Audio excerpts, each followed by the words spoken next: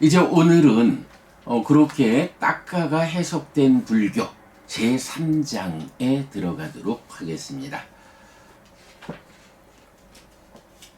네, 제3장 딱가가 해석된 불교입니다. 딱가가 해석된 불교는 1번 삶의 메커니즘, 2번 지화견, 그리고 3번 두 단계의 깨달음과 예류자의 그리고 4번 수행지도까지 4개의 파트로 구성되어 있습니다. 사실은 이 딱가가 해석된 불교가 지금 제2부 총론에서 제3장으로 이렇게 삶의 메커니즘, 지와 견, 그리고 두 단계의 깨달음과 예류자, 그리고 수행지도 4파트를 구성해서 그렇게 많은 분량 아닌데요. 여기는 제2부 총론의 제3장이기 때문에 그렇고요. 이제 딱가가 해석된 불교는 제6부에서 이제 전체적으로 상세하게, 그러니까 총론에서 살펴보는 주제를 제6부에서 상세하게 서술하고 있죠. 그때 가서 자세하게 공부하는 게 이 책의 책의 몸통이다라고 할 거고요. 오늘은 이건 총론에서 제3장에 속한 딱가가 해석된 불교 살펴보도록 하겠습니다. 네, 1번 삶의 메커니즘입니다.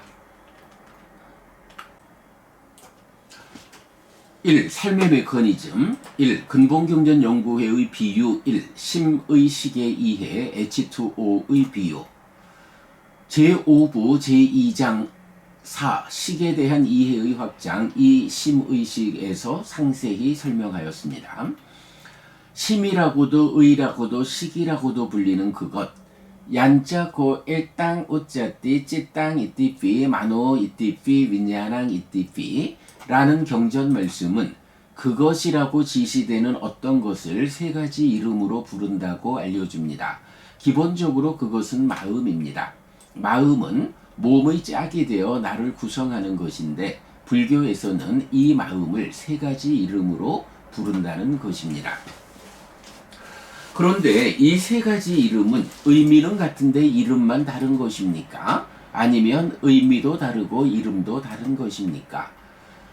전통적 해석에서는 심의식은 동의어여서 의미는 같은데 이름만 다른 것이라고 설명합니다. 하지만 이런 해석은 수정되어야 합니다. 심과 의와 식은 의미도 다르고 이름도 다른 것이어서 마음이라는 동질성 위에서의 개별적 특성, 즉 차별성에 의해 구별됩니다. 그래서 마음은 동질성 위에서 이 3가지 이름이 지시하는 차별성에 주목해야 삶에 대한 바른 시각을 가질 수 있습니다.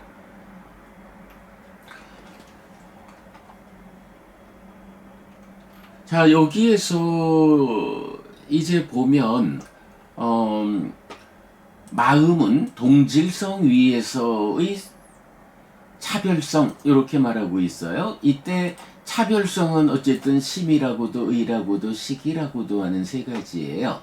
그러면 동질성은 어떤 것일까? 어떤 동질성을 마음은 가지고 있을까? 라고 할 때 마음은 몸의 짝이 되어 나를 구성하는 것, 이렇게 사실은 당연히 그렇죠. 나는 누구냐라고 하면 몸과 마음이 서로 조건되는 관계 속에서 함께해서 구성되는 거죠. 그러니까 마음이라는 것이 무엇입니까? 라고 묻는다면 첫마디로 몸의 짝이 되어가지고 몸과 마음이 함께한 것으로의 나를 구성하는, 말하자면 나를 구성하는 절반, 이렇게 말을 하면 되죠. 그리고 그런 내 삶의 절반을 구성하는 마음이 삶의 과정에서 쉼이라고도 의라고도 식이라고도 하는 세 가지 이름으로 차별된다. 뭐 이렇게 말하는 거 뭐 그대로 타당해요.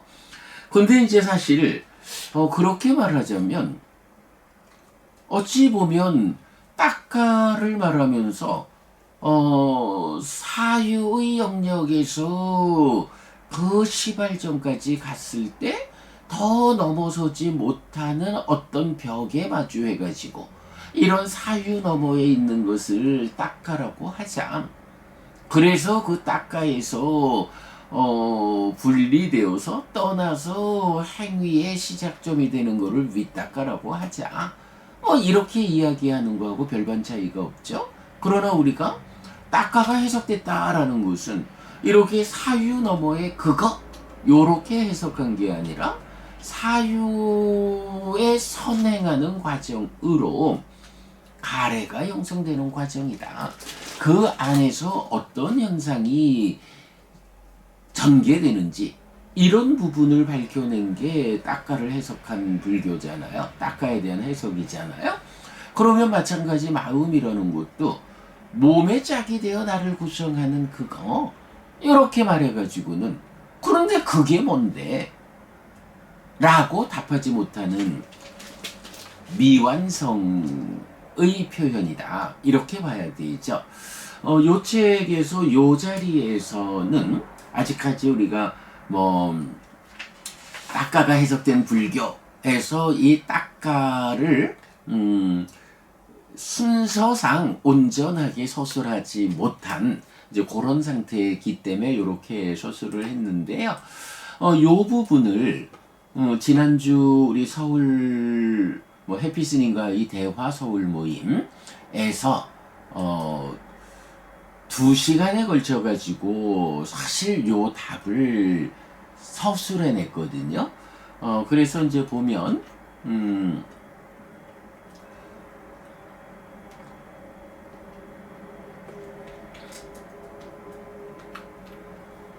해피스님과의 대화 서울 모임 마음은 무엇인가? 알고 보는 자, 신두의 아뜨만, 불교의 지, 냐나, 자기 활동성을 가지는 행위적 암. 요렇게 그 동영상 제목을 잡았는데요.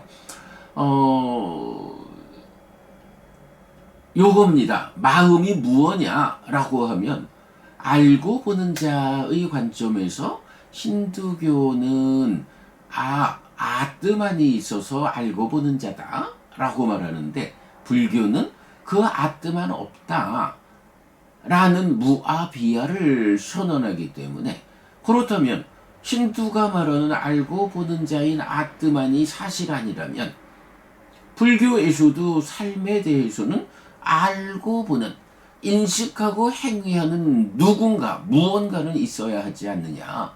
삶에서 그걸 배제할 수는 없지 않는가? 그렇다면 부처님은 아뜨만을 부정하는 대신에 무엇으로 삶에서 알고 보는 자를 설명했는가? 네, 여기에 대한 답이 지금 우리가 말하는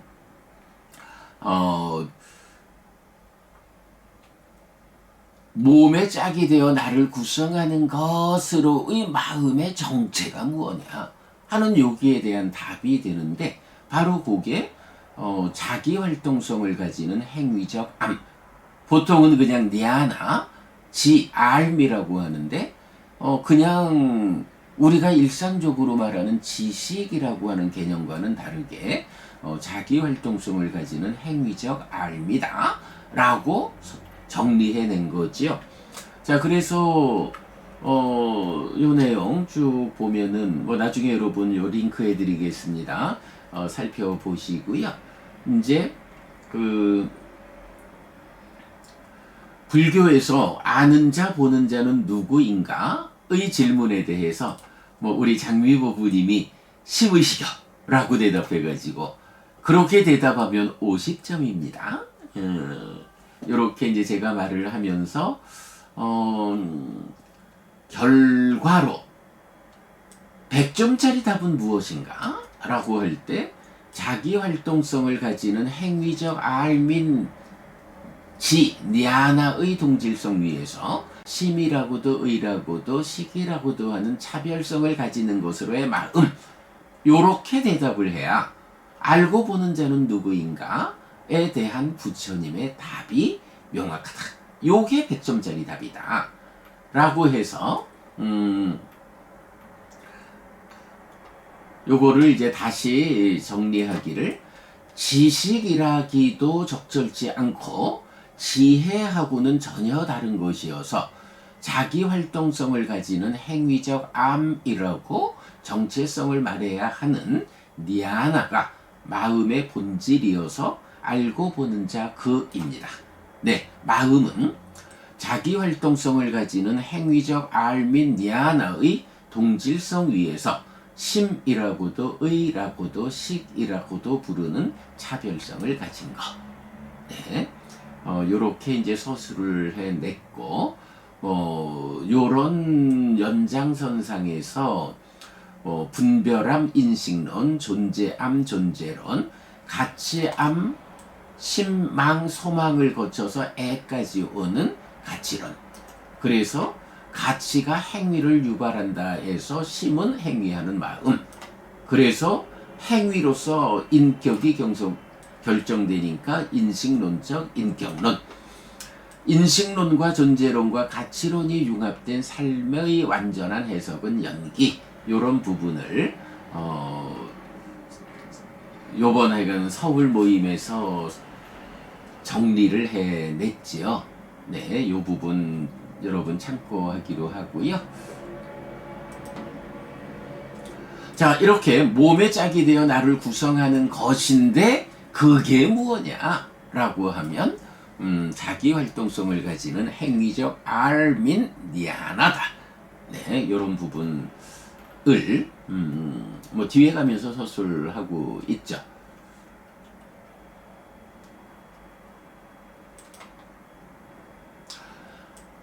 자, 그래서 이제 근본경전연구회는 온도를 조건으로 얼음이라고도 물이라고도 수증기라고도 불리는 H2O의 경우 수소 2개, 산소 1개가 결합하여 생겨난 것이라는 동질성 위에서 온도라는 조건에 따라 현상적으로 다른 이름을 가짐에 비유하여 조건에 따라 심이라고도 의라고도 식이라고도 불리는 마음을 설명하는데, 몸의 짝이 되어 나를 구성하는 것으로의 동질성 위에서 생겨남 또는 삶의 과정에서의 역할 등의 조건에 따라 현상적으로 다르게 불리는 차별성의 해석입니다. 네, 우리가 어쨌든 H2O의 비유로 조건에 따라서 심이라고도 의라고도 식이라고도 불리는 마음을 설명해냈죠. 이런 동질성 위에서의 차별성에 의해 심의식은 이렇게 해석됩니다. 의, 만호, 몸과 함께하여 인식하고 행위하는 주관을 현상적으로 지시한다. 그래서 우리가 일반적으로 마음, 몸과 함께 해서 구성되는 나라는 존재에서 몸과 짝하는 나의 절반, 요런 마음을 말할 때, 몸과 함께하는 요런 상태를 지시할 때 그러니까 만호라고 하고 중국에서 의라고 번역을 했죠. 요거 이제 가끔씩 보면 몸과 말과 요게 뜻이 있지 않을까? 몸과 말과 뜻으로 이렇게 이제 의를 뜻이라고 번역하는 한국의 학자분들이 계신데, 사실은 뜻의자로 번역을 했지만 그게 만호라고 하는 마음의 한 차별성, 그러니까 차별성을 가지는 마음의 한 단면이다. 이런 측면에서 해석을 해야지, 한자의 훈을 가지고 몸과 멀과 뜻으로 이렇게 뜻이라고 의를 번역하는 것은 적절치 않다라고 지적하게 되죠. 자, 어쨌든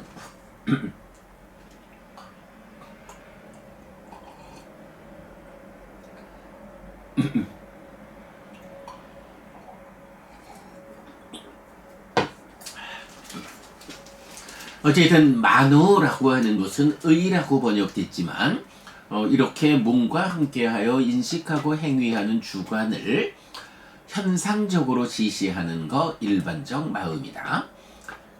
그리고 심이라는 것은 원어가 찢다인데 몸과 함께하기 이전 행위의 주관으로 역할하는 마음 자체를 현상적으로 지시하는 네. 행위의 주관으로 역할하는 마음 자체, 몸과 함께하기 이전. 그러니까 마음이라는 것은 기본적으로 인식하는 마음과 행위하는 마음이 있는 거예요. 이렇게 인식한다, 행위한다 라는 행위적 알민 야나의 차별성에서 심이라고 하는 거는 행위하는 마음 자체를 말하는 거예요. 근데 이게 앞에서 본 대로 몸과 함께 하는 영역에서 몸과 함께 행위한다 라고 할 때는 찢다라고 하는 행위하는 마음 더하기 몸, 요 상태를 의만호라고 부른다. 이제 요런 의미가 되는 거죠. 찢다, 몸과 함께 작용하기 이전의 그 작용성 자체를 지시하는 것. 이렇게 행위의 주관으로 역할하는 마음 자체를 현상적으로 지시하는 것, 찢다, 심이라고 번역했다. 그 다음에 식은 윈야나의 번역이죠. 마찬가지 몸과 함께하기 이전 인식의 주관으로 역할하는 마음 자체를 현상적으로 지시한다. 이렇게 봐야 되죠. 요 찢다에 대해서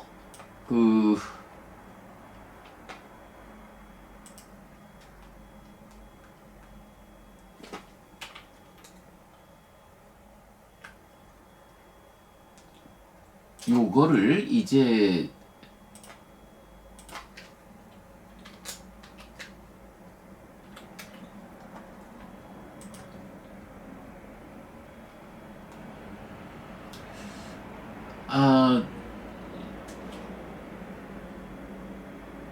아이고 여기 어디더라?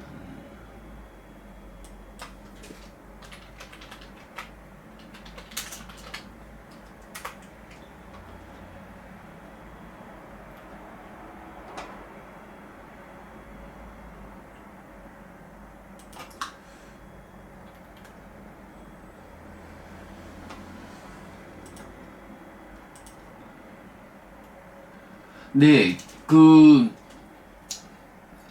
얼마 전에도 이제 어떤 스님하고 만나서 대화를 할 때, 이 찢다, 심에 대해서, 이 찢다라는 단어가 쌓임, 누적이라고 하는 의미도 가지고 있다라고, 찢다라는 이 마음을 쌓임이라는 측면에서 또, 이해하는, 말씀을 하셨어요. 그래서 이제 제가 그거를 그렇게 보지 않아야 합니다. 쌓임이다. 누적이라는 요거는 경에 보면 찢다, CITTA, 찢다가 아니고 찢다라고 하는 단어가 따로 있다. 요거 찢다라는 단어가 힙피드 이렇게 되죠. 힙피드, 라인드와 페이스드 위드 해서 찌나띠라는 단어의 과거 분사로 찢다라는 단어가 있다. 요게 힙피드, 그러니까 쌓여 있는 또는 물이 요렇게 이제 to feed up, to collect, to accumulate 해서 쌓이다, 누적되다라는 의미는 찢다가 아니고 찢다. 그러니까 CITTA, 심 요거는 T가 두 개라서 찌 밑에 시옷 받침이 들어가고 따라고요. 찢다. 그런데 T가 하나밖에 없으니까 받침 없이 찢다. 찌다 요런 단어가 있는데 요게 이제 보면 요 돌기둥경이라는 경에서 대화다따와 관련한 문제 상황이 나타날 때 대화다따를 대화다따가 비구들한테 하는 말이 비구에게 심에 의해 심이 쌓인 것이 있을 때 그 비구가 이렇게 확정적으로 설명하는 것은 적절하다. 이제 요런 표현이 나와요. 그럴 때에 이제 여기서 그 찌따사 찌땅 호띠 심에 의한 쌓임 요런 표현이거든요. 그런데 요 심에 의한 쌓임이라는 찌땅을 요게 이제 우리가 공부하는 6차 결집본이고요. PTS에 가면 요 부분이 찌따사 찌땅 이렇게 나타나요. 그러니까 찌땅 쌓여 있는 거하고 찌땅 심이라고 하는 거가 구분되지 않고 나타나는 거예요.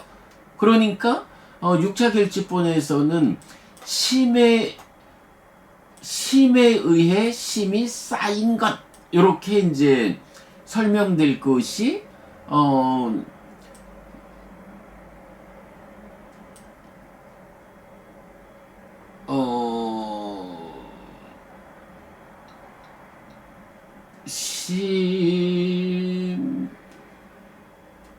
심에 의해 심을 빠리찌땅 쌓는 해가지고 그러니까 한 단계 심이라는 말이 한 번 더 번역돼야 하는 이제 요런 차이가 있는 것을 보게 되었어요. 그 이제 요런 측면에서 볼 때 그 찌따와 찌따 발음 참 어렵다. 찌따하고 찌따가 구분되지 않고 PTS의 전통으로 그 해석이 될 때, 찌따, 심에다가 찌따, 요 의미를 구분하지 않고 얹어서 심이라고 하는 이 마음이 쌓인 것이라는 의미를 갖는다. 이제 요렇게 설명하는 경우가 있는 거예요. 사실 얼마 전에 그 티베스님하고 대화를 할 때에 마음 이야기를 좀 했더니 그 찌따에 대해서 그렇게 쌓임, 누적이라는 의미를 마음이 가지고 있다 라고 말씀을 하셔서 그거 좀 달리 보셔야 할 겁니다. 그 쌓임, 누적 요런 의미는 경에서 찌따가 아니고 찌따라는 다른 단어가 있는데 PTS에서 이게 함께 그러니까 찌따의 의미를 찌따에 담아서 쓴 요런 문제가 좀 발견이 됩니다. 사실은 누적이라고 하는 개념은 찌따는 그저 삶의 과정에서 지금 순간의 행위하는 마음을 지시할 때 쓰이지, 누적이라는 것은 식이 머물고 늘어나서 식의 무더기가 되는. 그래서 우리가 오온을 말할 때 색수상행식 식의 무더기를 말할 뿐이지 심의 무더기란 말은 안 나오잖아요. 그래서 제가 이제 그 부분을 좀 지적하면서 어떤 전승의 과정에서의 요런 어떤 그 차별, 오류가 좀 있었지 않을까. 찢다, 심은 누적이라는 개념을 갖지 않는 것으로 보아야 할 거다. 마음의 측면에서 누적은 오직 식온, 식에서만 그 무더기의 개념으로 나타나는 것, 요렇게 보아야 한다 라고 제가 좀 지적을 한 적이 있는데요. 하여간 참고로 요 찢다에 대해서 T 하나를 빼먹고 찢다라는 개념, 누적이라는 개념과 혼동해서 심미 누적이라는 의미를 가진다라고 보지 않아야 되는, 네, 그것도 우리가 같이 보고 가겠습니다. 자, 이렇게 심의식 차별에 의해서 보았고요.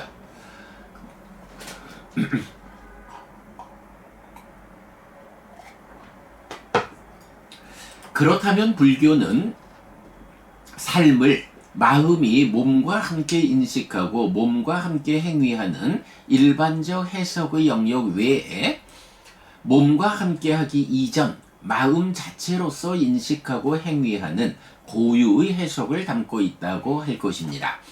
실제로 불교는 1. 몸과 함께하는 인식과 행위의 과정에서도 몸과 마음의 역할의 구분을 설명하고, 또한 2.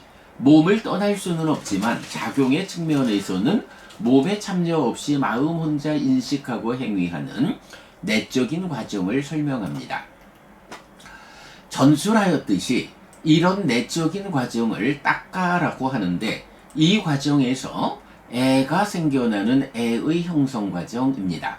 부처님은 심지어 이 딱가의 영역을 넘어섬, 즉 딱가 안에서 애가 형성되지 않는 고멸의 삶의 실현을 당신이 성취한 법이라고 선언하기도 합니다. 네, 이렇게 몸에 참여 없이 마음 혼자 작용하는 인식과 행위의 영역, 딱가, 요 부분을 밝혀낸 게 뭐니 해도 마음을 이해하는 데 있어서는 근본이다.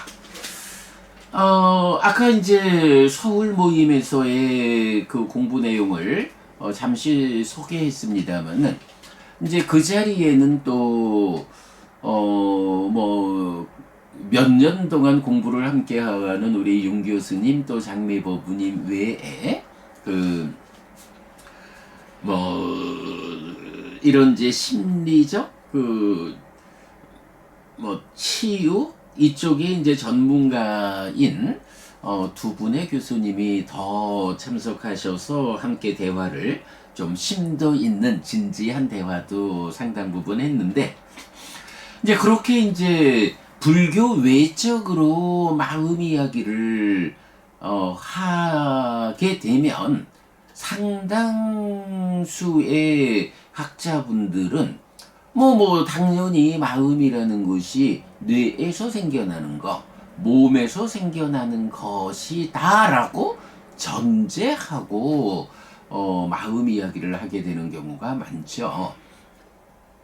그래서 제가 그날도 새로 참여하신 두 분 교수님하고의 대화에서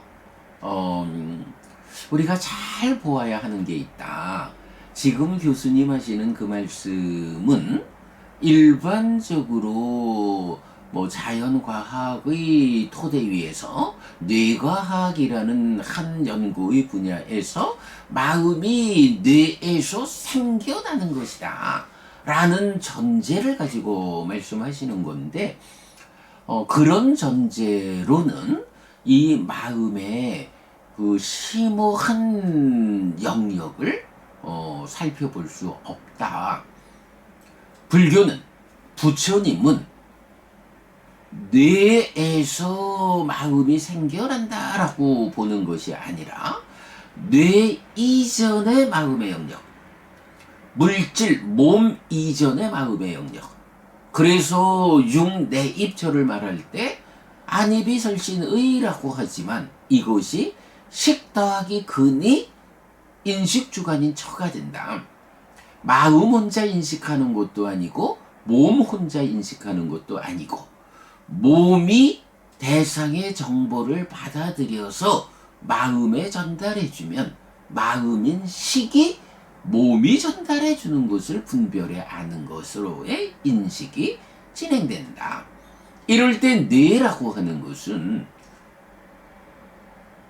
그대로 정보를 받아들여서 마음에 전달하는 몸의 첨단이다.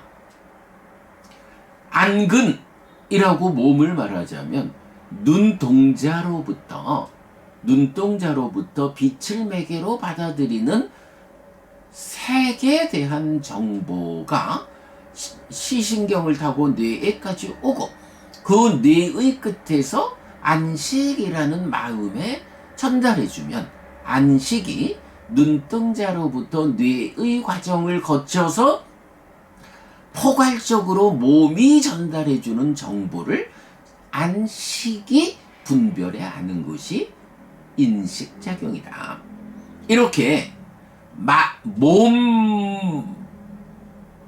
몸에서 생겨나는 마음이 아니고 몸 이전의 영역에서 마음이 작용하는, 뇌도 마음을 생겨나게 하는 역할을 하는 게 아니라 오직 받아들인 정보의 첨단에서 마음과의 접점이 되어가지고 정보를 마음에 전달하는, 요렇게 부처님은 뇌 이전, 몸 이전에서 작용하는 마음을 설명하고 있다. 이게 내입조와 식더하기 근이라고 해석되어야만 풀어지는 많은 경들이 그것을 말해주고, 또는 딱가라고 하는 몸에 참여 없는 마음의 영역이 그걸 말해주고, 상가라화경에서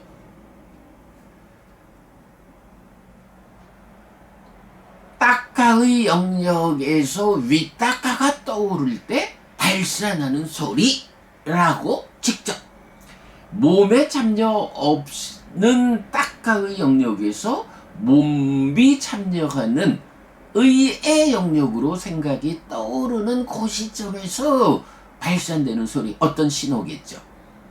뇌과학이 참 훌륭한 게 바로 이렇게 딱가에서 생각이 떠오르는 이 지점을 실험적으로 증명해내는, 이런 점에서 뇌과학도 굉장한 성취를 하는 학문이죠. 다만 해석을 하는 데 있어서 요렇게 딱가라는 내적 공간에서 마음이 떠오르는 요 발산음을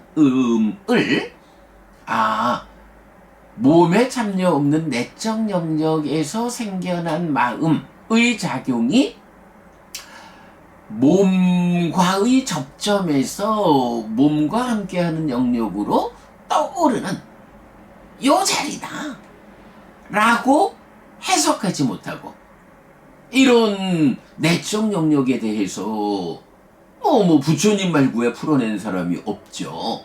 우리가 이제 그 부분을 해석했잖아요. 당연히 뇌과학자들은 딱가라고 하는 이 내적 영역, 몸에 참여 없는 마음의 작용의 영역, 이런 부분을 모르니까, 거기에 생각이 미치지 못하니까 이렇게 몸과 함께하는 영역으로 떠오르는 그 신호음을 가지고 마음이 생겨나는 자리다 라고 해석의 오류로서 마음이 뇌에서 생겨난다, 이렇게 말하고 있지.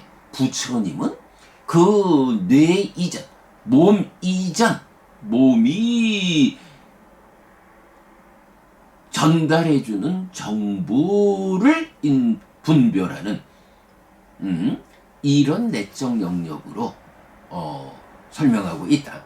이런 부분을 놓치면 유물론에 의해서 단멸론으로 가는 거고, 이런 부분에 대해서 부처님이 보아 알려주는 것이 연기, 12연기의 과정으로 연기된 시기에 윤회하는 이런 삶에 대한 설명이고, 불교 안에서도 단멸론을 주장하는, 윤회 없음을 주장하는 사람들은 이렇게 뇌과학자들, 이런 자연과학의 영역에서 몸에 참여 없는 마음의 작용 영역, 딱가를 보지 못한 사람들의 주장을 그대로 수용해가지고 윤회 없다고 말하는 거고, 우리는 부처님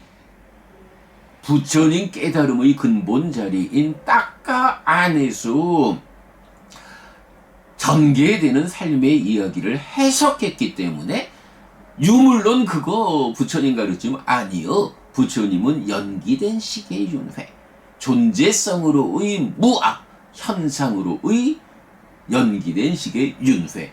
이렇게 가르침의 진정을 드러내는 이제 이런 부분을 그분들 불교 신자가 아니라고 뭐 한 분은 분명히 아니고 한 분은 불교 신자이긴 한데 그렇게 그 내과학적인 관점을 가진 뭐 이러했어요. 그런 부분 보는 것도 굉장히 사실은 비중이 있다. 요번에 이제 보니까 그 요 동영상에 대해서 어떤 분이 댓글을 달았는데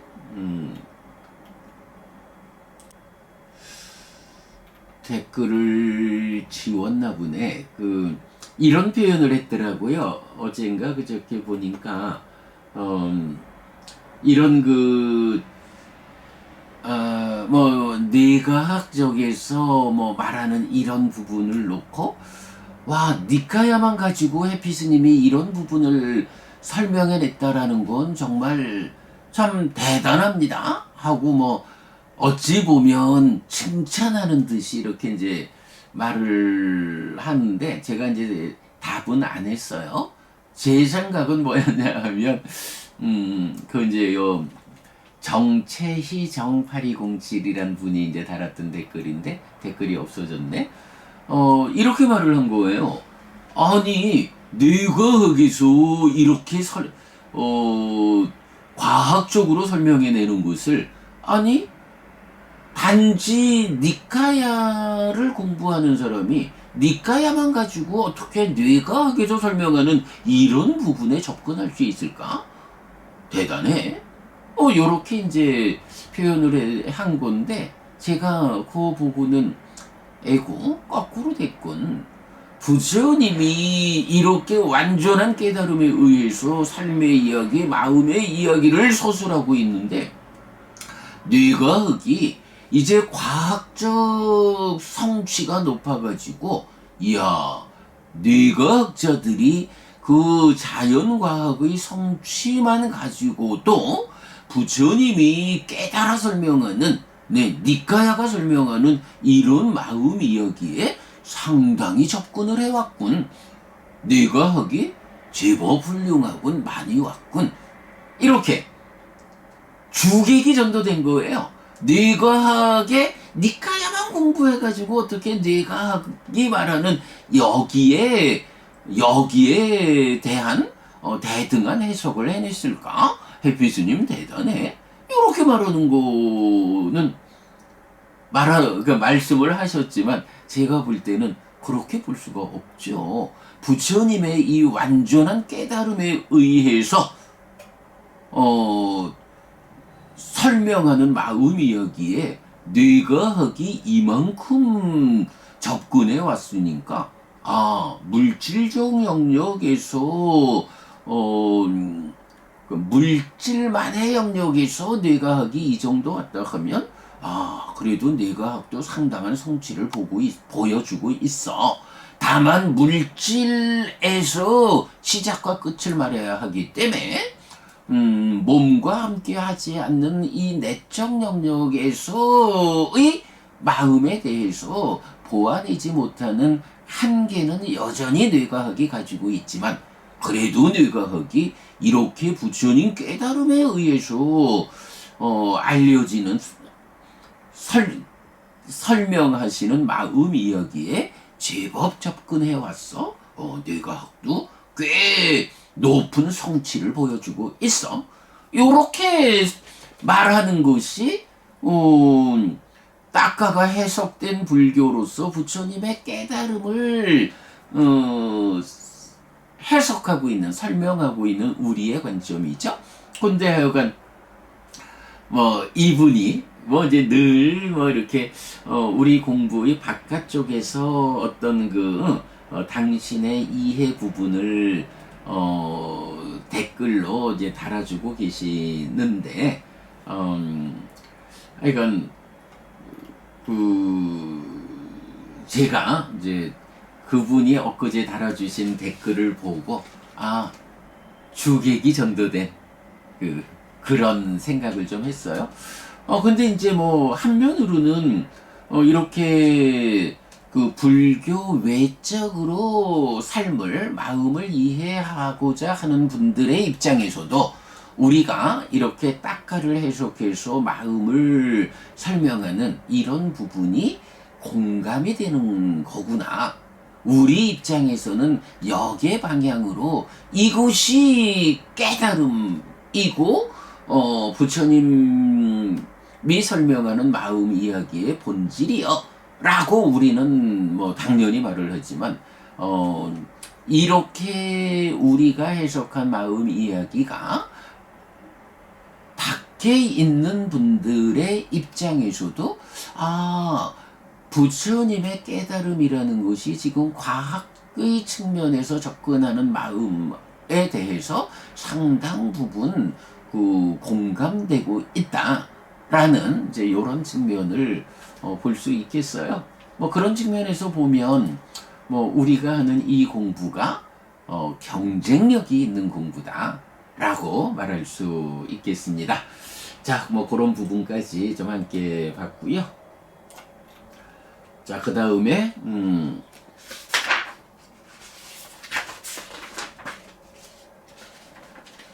삶의 메커니즘의 2번 삶의 메커니즘입니다. 네, 1은 이제 심의식의 비유였고요. 자, 삶의 메커니즘 보면 제6부 딱가가 해석된 불교 제1장 삶의 메커니즘 제1절 제2절에서 상세히 설명하였습니다. 이렇게 연기는 고온, 괴로움 무더기와 그 자라남, 고집, 즉 삶의 과정을 구성하는 괴로움의 현상과 괴로움이 생겨나 자라나는 조건관계입니다. 그래서 불교 안의 유일한 진리인 사성제를 구성하는 고와 고집성제의 자리를 차지하고 있습니다. 고는 중생이라는 마음이 몸에 구속된 불완전한 존재에서 생겨나는 것입니다. 그래서 연기로서 제시되는 그 자라남의 과정은 그대로 삶에 대한 설명입니다. 삶이 어떻게 전개되는 것이고 그 과정의 어디에 어떤 문제가 있어서 불완전하고 그래서 고를 야기하는지의 설명입니다. 그래서 불교는 사는 이야기, 즉 내가 세상을 만나는 이야기입니다. 마음이 몸과 함께 세상을 만나는 과정의 어디에 어떤 문제가 있어서 괴로움이 생겨나고 또 자라나는지를 설명하면 연기이고 그 문제의 자리에 어떻게 대응하면 문제가 해소되고 괴로움이 줄어드는지를 설명하면 팔정도입니다.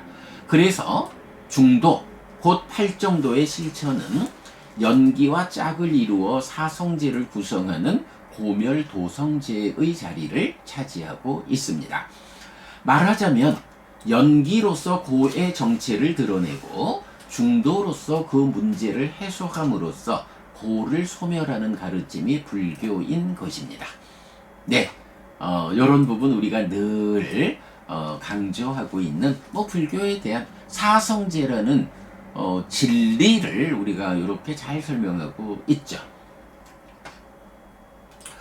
니카야는 바로 이렇게 고의 정체를 드러내는 과정에 대한 상세한 설명과 고멸의 기술을 제시하여 실천을 이끄는 상세한 설명을 담고 있다고 할 것입니다. 또한 연기가 드러내는 삶의 과정 위에서 팔정도가 이끄는 기술이 적용되기 때문에 연기가 드러내는 삶의 과정은 불교 공부의 토대가 됩니다. 네, 연기로서 삶을 명확하게 해석하지 않으면 팔정도라는 이 테크닉이 구체적으로 적용될 수 없다. 근본경전연구회는 연기가 드러내는 삶의 과정을 구명하였는데 삶의 메커니즘이라고 이름 붙였습니다. 이때 삶의 메커니즘은 내가 세상을 만나는 이야기이기 때문에 나, 즉 존재를 중심으로 설명됩니다.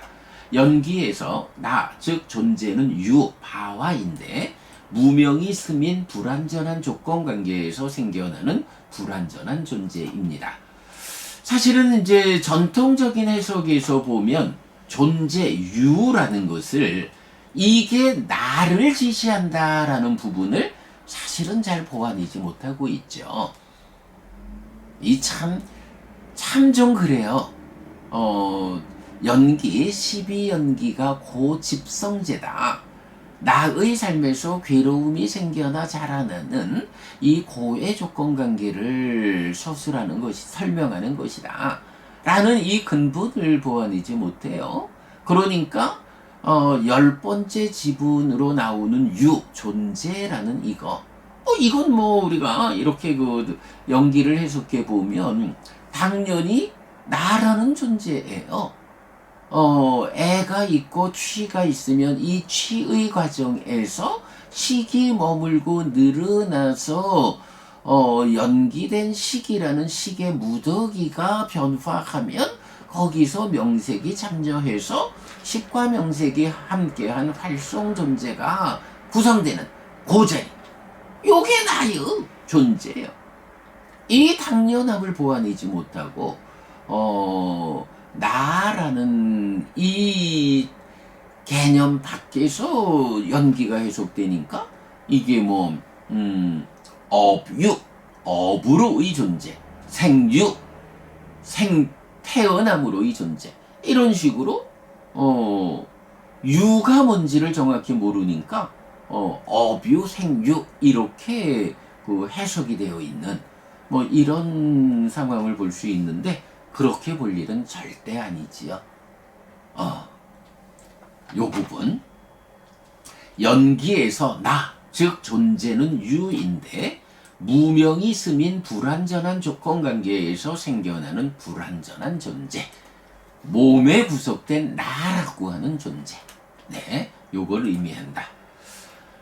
12개의 연기된 법, 무명 내지 노사로 구성된 연기는 몸의 유지 여부에 따라 지금 몸과 함께 구성되는 존재인지 아니면 몸이 무너져 죽은 뒤 다음 몸과 함께 구성되는 존재인지로 분류됩니다. 무명 내지 취, 유를 위한, 존재를 위한 지금 몸으로의 조건, 즉 금생의 서술. 여기서 무명과 행들이라는 처음에 두 개는 애를 형성하는 과정, 딱가 안에 있는 거죠. 그리고 식 내지 유는 이렇게 생긴 애를 자량으로 진행되는 금생. 말하자면 네 가지 자량 사식이라는 교리죠. 그리고 생노사는 유를 구성하는 몸이 무너져 죽은 뒤의 상황, 즉 내생에 대한 소설. 요거 뭐죠? 몸이 유지되는 동안에는 순환하는 삶의 과정. 그래서 연기된 식의 과정으로 지속적으로 삶의 과정의 변화를 누적하면서 내 삶의 변화. 요게 되고, 그러다가 어느 순간에 몸이 무너지면 또다시 몸으로 가서 태어나는 요때 어떤 차이가 있나요? 무명과 가래가 해소되지 않고 몸이 무너지면 몸으로 간다. 그래서 식이, 연기된 식이 기존의 몸이 무너졌기 때문에 새로운 몸으로 옮겨가서 태어난다. 새로운 몸으로 옮겨가고 윤회하는, 이렇게 표현되는 거죠. 그래서 중생을 대표하는 표현이 뭔가요? 무명에 덮이고 가래에 묶여서 옮겨가고 윤회하는 중생, 이렇게 나라는 존재를 설명하고 있죠. 거기에서 우현경이 몸으로 간다, 몸으로 가지 않는다, 요런 직접적 상황 묘사까지 함께 해주고 있죠. 딱가가 해석되지 않으면 어떻게 돼요? 요런 부분을 무명과 행들은 전생이다, 식 내지 유를 금생이다, 생 내지 노사를 내생이다, 이래가지고 삼세 양중인과 이렇게 해석하는데 적절하지 않죠. 네, 무명과 행들은 전생 이야기가 아니라 지금 가래라고 하는 네 가지 자량의 원인이 되는 가래라는 것을 생겨나게 하는 과정이고 그 조건관계고 요거 포함해서 무명부터 유까지가 순환에 의한 현재 금생의 삶을 설명하고 그리고 몸이 무너져 죽은 뒤 옮겨가서 윤회하는 생노사의 다음 생을 말하는 요렇게 연기가 해석돼야 되는 거. 이게 우리가 해석한 방법이죠.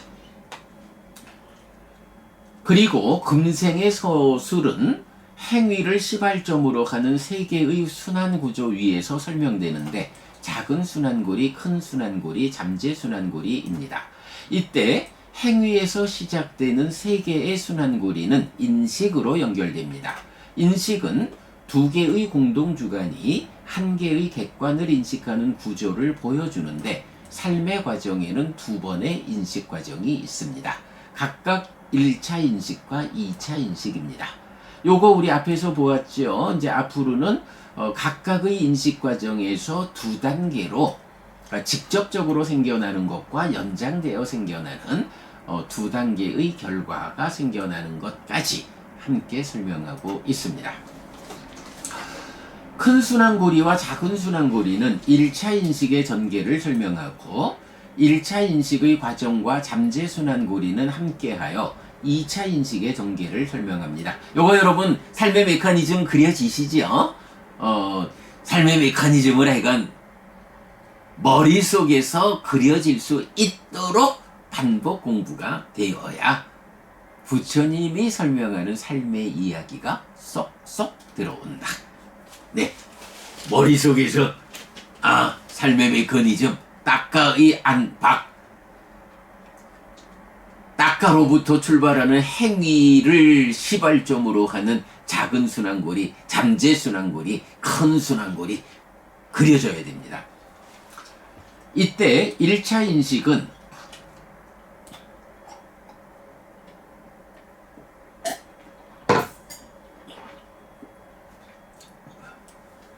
1차 인식은 큰 순환고리에서 형성되는 내입처가 외입처를 알고 경험하는 수 과정이고 2차 인식은 1차 인식에서 생겨난 식이 수를 알고 탐에서 심이 소망, 난디 하여 애가 되는 과정입니다.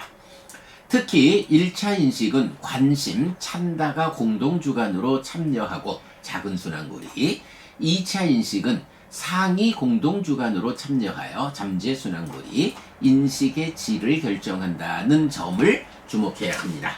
네, 공동주관 두 가지가 인식의 질을 결정해서 삶의 질을 결정한다. 불교는 인식의 질에 주목하는데 그대로 삶의 질을 결정하기 때문입니다. 이때 관심, 찬다는 행위 상태를 그대로 1차 인식에 전달하여 식과 수의 질을 결정하는데 식과 수의 질을 결정하는 관심, 행위 상태를 싣고 오는 것, 나를 만들고 나의 것을 만드는 자기화, 만화를 통해 식의 왜곡, 즉 잘못된 암, 질을 이끕니다. 반면에 2차 인식의 공동주관인 상은 1차 인식의 결과인 수를 조건으로 애가 되는 과정에 참여하는데 사실에 대한 전도된 경향, 즉 사실, 무상고 무아와 다르게 상락아, 그러니까 사실과 다르게 상락아로 나와 세상을 잘못 알고 내하나 잘못 보게 다싸나 하는 원인입니다. 요거 요렇게 무상고 무아를 상락아라고 잘못 보아서 존재화되는 거 요거 바위가. 그래서 딱 가래를 설명할 때 다시 존재가 된다. 뽀노 바위가 다시 존재화됨. 요렇게 이제 정의하는 거. 이런 잘못 보게 하는 경향, 즉 전도된 상의 작용성을 아싸와 번뇌라고 부르는데 여기가 보타네. 번뇌라고 부르는데 마침표가 아니라 따옴표. 네. 무명과 애를 형성하는 근본 원인입니다. 이렇게 생겨나는 애는 잘못된 알매 따르는 잡는 성질, 작용성, 알라야 잡기 잡음이 있어서 붙잡는 행위, 치로 연결됩니다. 그리고 이렇게 애가 형성되는 과정은 딱가라고 불립니다. 그래서 상락아의 상은 무명루, 무명의 번뇌 존재화를 가져오고 욕탐은 자기화를 가져온다. 그래서 이제 요 앞에 2차 인식은 1차 인식에서 생겨난 식이 수를 알고 소망하여 애가 되는 과정입니다. 에서 별표한 거. 이 과정은 상심 견해의 과정으로도 설명됩니다. 그래서 딱가는 애와 견해의 형성 과정인데 무명 존재와 견해가 스며 있는 애의 형성 과정이라고 부르고 있습니다. 네, 요거 전도경에서 상라가 정의 전도된 상심견해, 무상고 무와 부정의 전도되지 않은 상심견해, 요렇게 말하는 이야기죠. 딱가 애의 형성 과정은 부처님이 설명하는 고의 정체를 드러내는 과정, 즉 연기의 근원이어서 고의 출발점이고 중생의 영역에 속한 삶의 특징입니다. 그래서 부처님이 성취한 법은 딱가의 영역을 넘어섬 딱가 왔자라 라고 선언됩니다. 그만큼 딱가는 삶의 과정에서 차지하는 비중이 큰데 서로 조건됨에 의해 마음은 몸을 떠날 수 없는데 작용의 측면에서는 몸의 참여 없이 마음 혼자 작용하는 영역이 있다는 발견입니다. 이 영역 안에서 루가 설명되고 탐진치가 설명되며 심의 오염이 설명됩니다. 마찬가지로 이 영역 안에서 누진, 번뇌의 부서짐이 설명되고 탐진치의 부서짐이 설명되며 심의 해탈이 설명됩니다.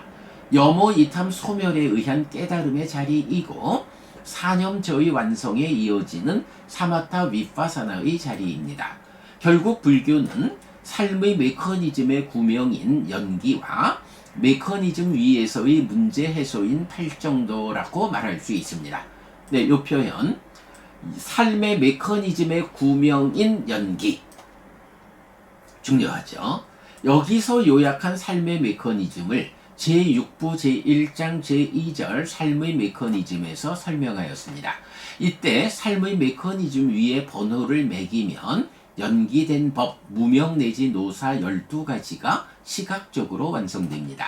보통 말하는 12연기가 이 메커니즘 위에서 해석되는 것인데 이것이야말로 부처님 가르침의 진정입니다. 네, 삶의 메커니즘의 구명인 연기. 요게 뭐 우리가 메커니즘을 그려냈다 이 얘기를 하는 게 아니고요.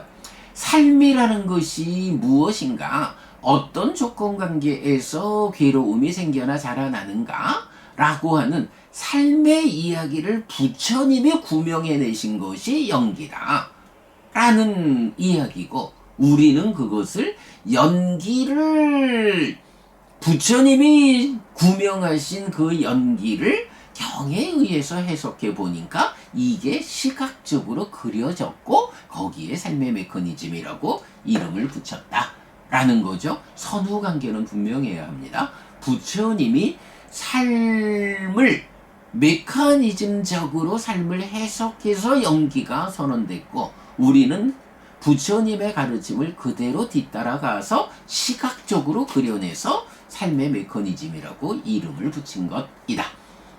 자, 시간이 되었습니다. 마무리해야 되는데 마지막 한 가지만 잠깐 말하자면 이런 잘못 보게 하는 경향, 즉 전도된 상의 작용성을 루, 번뇌라고 부른다 라고 했는데, 이제 이 부분도 좀 주목해야 하는 하나가, 이제 니카야에서 번뇌라고 번역해야 하는 요거는 오직 아사와라고 하는 한 가지가 있는 거예요. 전도된 상의 작용성. 그런데 이게 오랜 세월 지나면서 이제 중국 불교 한역되고 뭐 이런 과정에서 한역에서는 루 번뇌라는 것을 우리 뭐 위키백과나 이렇게 찾아보면 루 번뇌라고 지시되는 빠알리 단어가 뭐 산스크리트로 나오죠. 낄레사 이렇게 나오거든요. 그러니까 한역 경제, 그러니까 한역 불교에서 루 번뇌 이렇게 나오는 거는 니카야에서 그 딱가의 마지막에서 작용하는 상의 전도, 그러니까 전도된 상의 작용성이란 요 아사바라는 단어가 아니고 낄레사라는 단어가 나오는데 요거는 니카야에서는 포괄적으로 오염원이라는 의미를 가져요. 포괄된 오염이라는 낄레사 또는 상낄레사 하고 오염중의 근본에서 작용하고 있는 아사와라는 거 하고는 이거는 다르죠. 아무래도 뭐 낄레사가 아사와를 포함하는 개념 이렇게 보아야겠죠. 그러나 낄레사라는 오염원에는 이렇게 전도된 상의 작용성이라는 모든 문제의 출발 자리에 있는 아사와 그래서 요거를 해결하고 깨닫는 누진명, 누진 아라한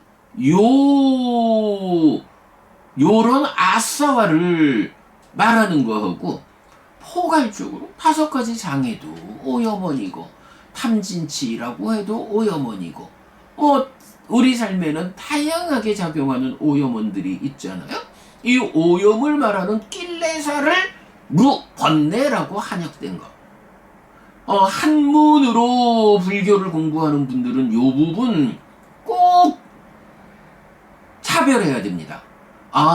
내가 번뇌라고 말하는 곳이 부처님 가르침에서는 낄레사라고 해서 포괄적인 약간 그렇게 보죠. 뭐 포괄적인 오염원을 말하고 정말로 오염원의 궁극의 자리에서 삶의 심오함의 끝자락에서 작용하는 그 낄레사는 차별적으로 아사와라고 부르고 요게 전도된 상의 작용성이어서 모든 문제의 근원이다.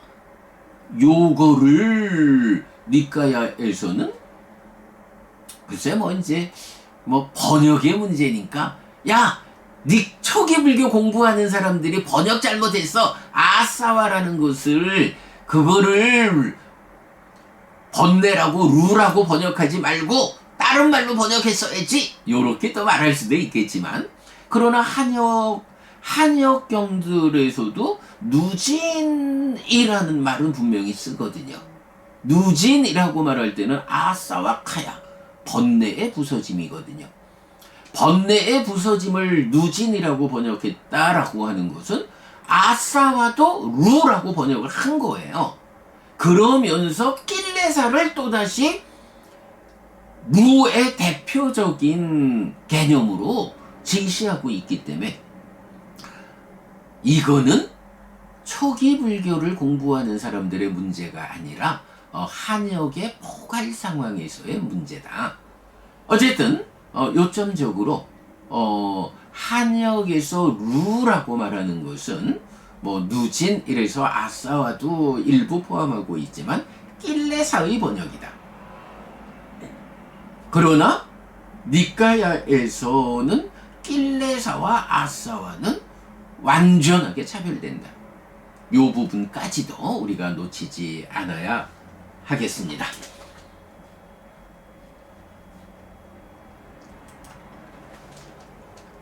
네, 이렇게 오늘 우리 제2부 총론 제3장 딱가가 해석된 불교의 4가지 주제 중에 첫 번째 주제 삶의 메커니즘에 대해서 공부했습니다. 네, 여러분 오늘도 부처님의 언어로 부처님의 가르침을 공부하면서 하루를 잘 시작했습니다. 잘 시작한 오늘 하루 여러분 내내 편안하시고 이익과 행복을 쌓는 시간 되시기 바랍니다. 함께 해주셔서 고맙습니다. 여러분 행복하십시오.